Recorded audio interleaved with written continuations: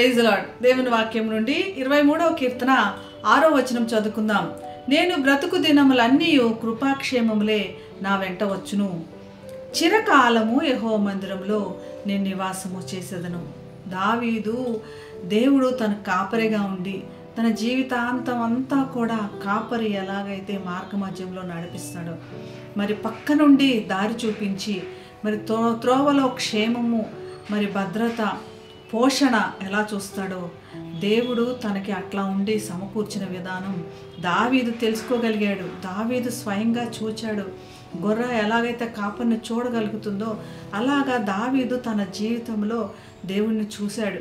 ఆ విధంగా దేవుడు తనను నడిపించినందుకు దేవుడు కృతజ్ఞతాస్తుతులు చెల్లిస్తున్నాడు.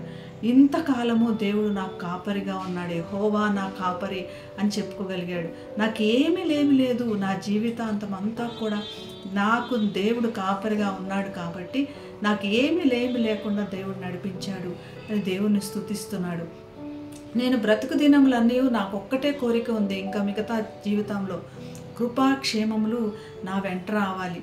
ఒక్క రోజుకు మాత్రం కాదు, ఇంకెన్ని రోజులు బ్రతికితే అన్ని రోజులు కూడా ఆయన యొక్క కృప మరియు క్షేమములు నాకు తోడు ఉండాలి. అది దేవుడు మనతో ఉన్నాడు, మనకు ఆయన చేయి మనల్ని నడిపిస్తుంది అని మనం కూడా చూడగలగాలి అని దావీదు మనకు బోధిస్తున్నాడు.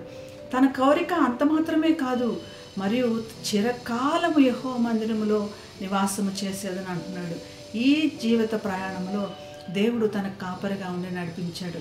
గొర్రెల కాపరి కూడా గొర్రెలను మార్గం అంతా నడిపిస్తాడు. అంత మాత్రమే కాకుండా ఇంటికి కూడా చేరుస్తాడు. దావీదు కోరిక ఏంటంటే, చిరకాలము యెహోవా మందిరంలో నేను నివాసము చేసేదను. ఆయన యందుకు మరి ఈ ప్రయాణం తర్వాత, ఈ జీవితం తర్వాత జీవితంలో కూడా ఎప్పుడూ పరలోక రాజ్యంలో దేవుని సన్నిధిలో కృపాక్షేమములతో మరియు చిరకాలం యెహోవా మందిరంలో నివాసం చేయాలని దావీదు కోరిక. ఇలాంటి కోరిక మనం కూడా కలిగి ఉందాం. ఇటువంటి ఆశీర్వాదం మనందరికీ ఇయటానికి దేవుడు సమర్థుడు.